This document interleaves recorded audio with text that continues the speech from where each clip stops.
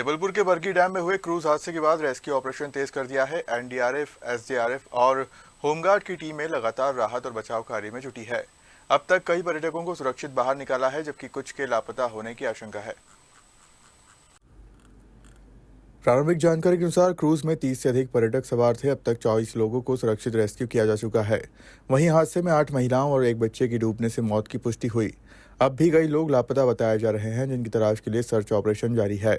घटनास्थल पर प्रशासन और मंत्री स्तर के अधिकारी मौजूद है। मौके पर पीडब्ल्यूडी मंत्री राकेश सिंह, पर्यटन मंत्री धर्मेंद्र लोधी और प्रभारी मंत्री जगदीश देवड़ा पहुंचकर स्थिति की समीक्षा कर रहे हैं।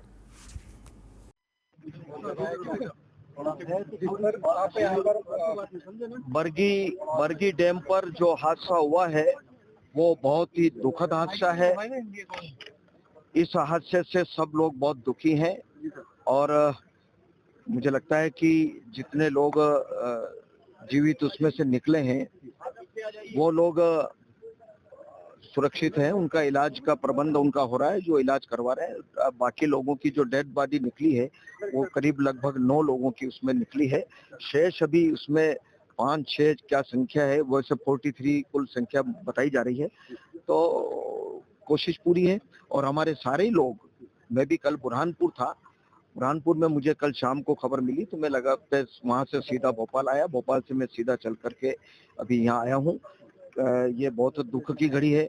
इस समय सब लोग वास्तव में बहुत दुखी हैं जो हादसा हुआ है और पर्यटन मंत्री जी ने सारे क्रूज और बोट्स को अभी संचालन उनका बंद कर दिया है और जांच के निर्देश उन्होंने जारी किए हैं।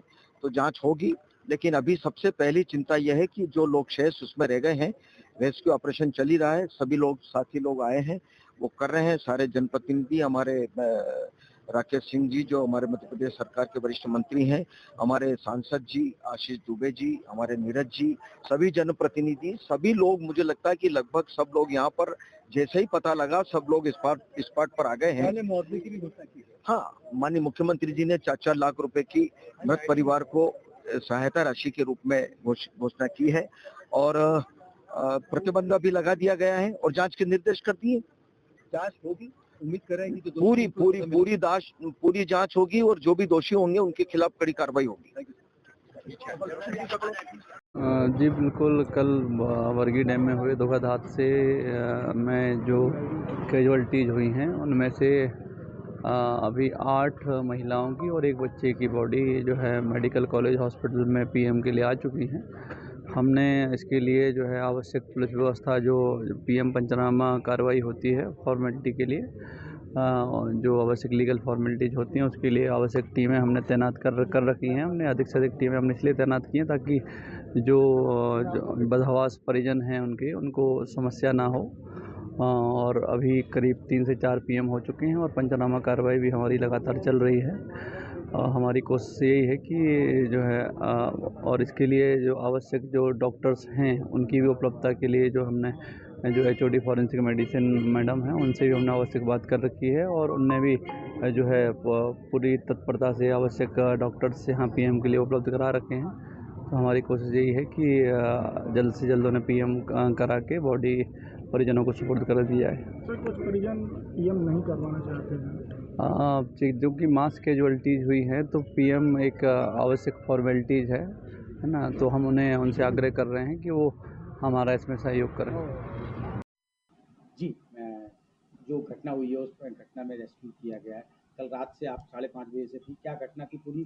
ये हमको सूचना प्राप्त हुई कि बरगी डैम में जो पर्यटकों लेके क्रूज जो जाता था वहाँ पे जिसका संचालन किया जाता था, वो कल लगभग 6 बजे के आसपास में पर्यटकों के साथ में अपने टूर पे निकला हुआ था और अचानक हवा के कारण अनबैलेंस होकर वो बरगी डैम में डूब गया था। इस सूचना पर तत्काल हमारे डिवीजनल कमांडेंट महोदय श्री आशीष खरे सर और district commandant Shri Neeraj Singh Thakur sir के निर्देशन में तत्काल 15 सदस्यीय होमगार्ड और एसडीआरएफ की टीम रवाना की गई, जिस टीम के द्वारा पहुंचकर लगभग 15 लोगों को तुरंत वहां पर और 4 लोगों के सब वहां पर बरामद किए गए थे। रात में हमारा जो रेस्क्यू कार्यक्रम चालू हुआ उसके लगभग 4 से 5 घंटे के लगभग एक व्यक्ति को और क्रूज में जो फंसा हुआ था, बोल्ट कटर जो हमारे होते हैं RR साहब वगैरह, उन कटर के इक्विपमेंट के माध्यम से काटकर उसको जीवित बाहर निकाला गया और लगातार हमारी टीमें वहां पर कंटिन्यू अभी बचाव कार्य कर रही हैं। जिसमें हमारे द्वारा लगभग 10 साढ़े 10 बजे हमारे पड़ोसी जिले मतलब कटनी, नरसिंहपुर और सिवनी से भी हमारी एसडीआरएफ की टीम है, लगभग टोटल 20 सदस्यों की टीम 3 प्लाटून कमांडर सहित वहाँ पर आ चुकी थी। और लगभग 3:30-4 बजे एनडीआरएफ की टीम भी भोपाल से वहाँ पे आ गई थी।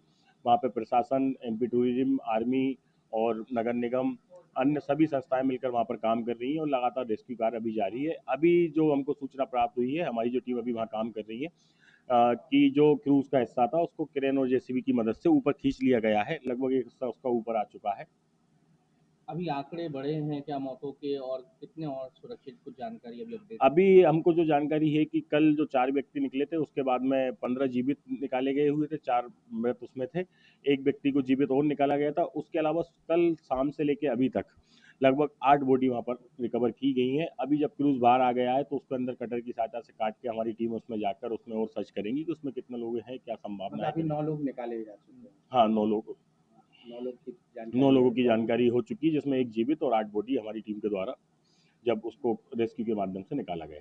कितने लोग थे, कुछ जानकारी? क्रूज में जो जानकारी मिल रही है लगभग उसमें 30 से 35 लोगों के सवार होने की सूचना है, जिसमें 6 लोगों का उनका स्टाफ भी शामिल था। एक जो लाइफ जैकेट का भी सवाल उठ रहा है कि लाइफ जैकेट नहीं पहने हुए थे और काफी देखने में आ रहा है। लाइफ जैकेट तो सुरक्षा के लिए होती है, लाइफ जैकेट सभी को पहनना भी चाहिए, पर अब ये वहाँ पर नहीं कहा जा सकता है कि उसमें से कितने लोग लाइफ जैकेट पहने हुए थे, कितने नहीं पहने हुए थे।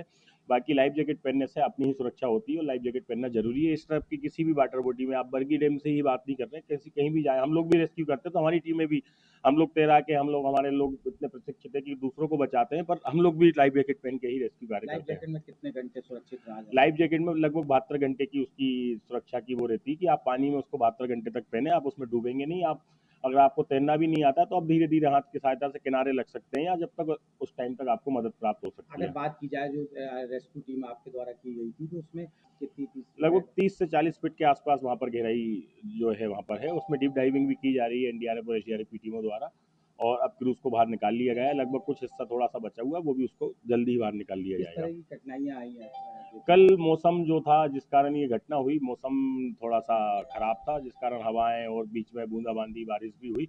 और हवाओं के कारण क्या होता है कि जब हम पानी में रेस्क्यू कर रहे थे तो जो वेव्स बनती हैं उससे बोट्स को संभालना वो भी डगमगाती हैं, जिस कारण वो क्रूज भी जो पलटा हुआ था।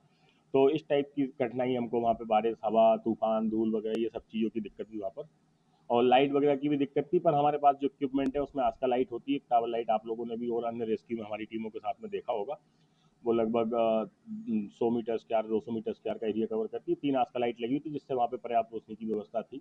अभी रेस्क्यू में कब तक और रिकवर होने की? अभी रेस्क्यू में लगभग ये मानिए कि 2 से 4 घंटे का समय और लग सकता है, कि क्योंकि क्रूज का थोड़ा सा सही और बचा है, उसको निकालने के बाद में उसके अंदर सर्च किया जाएगा कि और कुछ लोग उसके अंदर विक्टिम्स हैं तो उनको भी बाहर निकाला जाएगा।